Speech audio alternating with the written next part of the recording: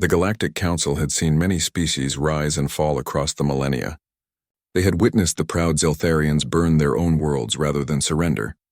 They had watched the calculating Vorthak eliminate entire star systems for strategic advantage. They had observed the religious fervor of the Kethmori as they sacrificed millions to their cosmic gods. But nothing, absolutely nothing, had prepared them for humanity.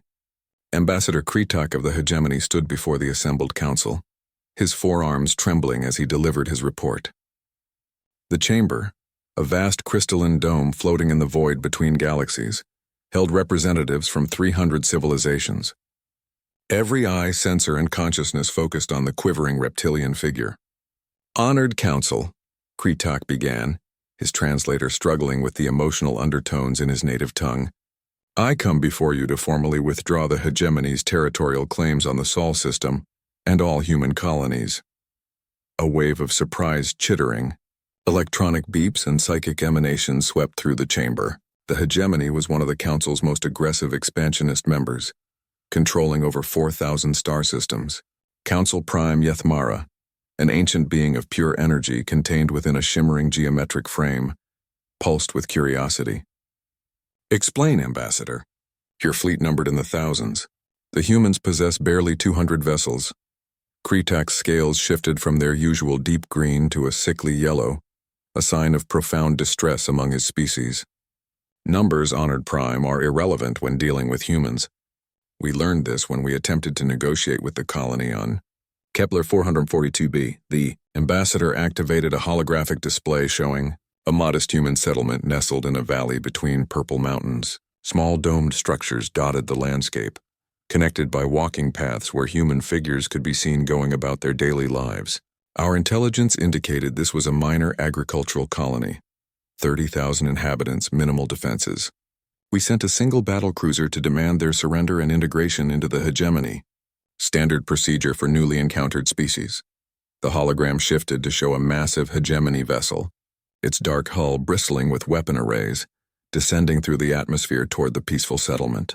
"Commander Zethnal followed established protocols," Kretak continued.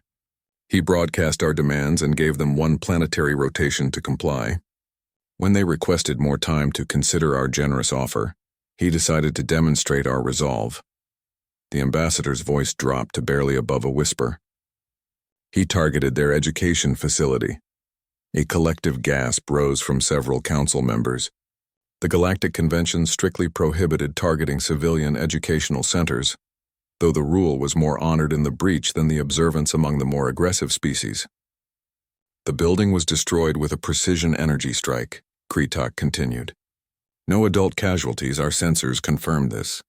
But 43 human offspring were eliminated. The humans have a peculiar attachment to their young that goes beyond biological imperatives." Council member Vexithara, a crystalline being whose body chimed like wind bells when she spoke, interjected, "Surely they recognized the demonstration of power and surrendered." Kretak's scales now showed patches of deep black, terror in his species' color language. "Honored Vexithara, that is when we learned the first rule about humans. They do not respond to threats against their children as other species do." The hologram changed to show communication logs. Text scrolled past in the human language with translations appearing alongside. "Within 1 hour, every human settlement in the system had gone dark. Our communications were jammed by signals we couldn't trace. Then the attacks began." New images appeared. Hegemony patrol ships erupting in silent explosions, supply convoys vanishing without distress calls, orbital facilities simply ceasing to exist. "They had hidden assets throughout the system," Kretak explained.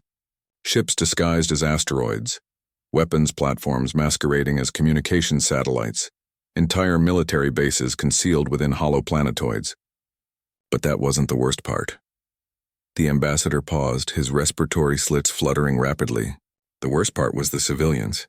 Every human adult on that planet, farmers, teachers, engineers, shopkeepers, revealed themselves to be combatants.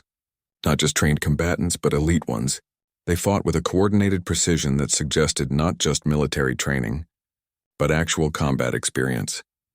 A new series of images showed small groups of humans moving through the settlement with military efficiency, carrying weapons that seemed far too advanced for a simple agricultural colony. We later learned, Kretak continued, that this was a farming colony in the same way that Earth's Australia was once a penal colony. These humans were veterans, survivors of humanity's own internal conflicts. They had come to this world to find peace, to raise their children away from war. The chamber fell silent except for the ambient hum of life support systems. Commander Zethnal's battlecruiser lasted 18 hours. Our reinforcement fleet of 40 vessels was eliminated within 6 days. The humans used tactics we had never encountered.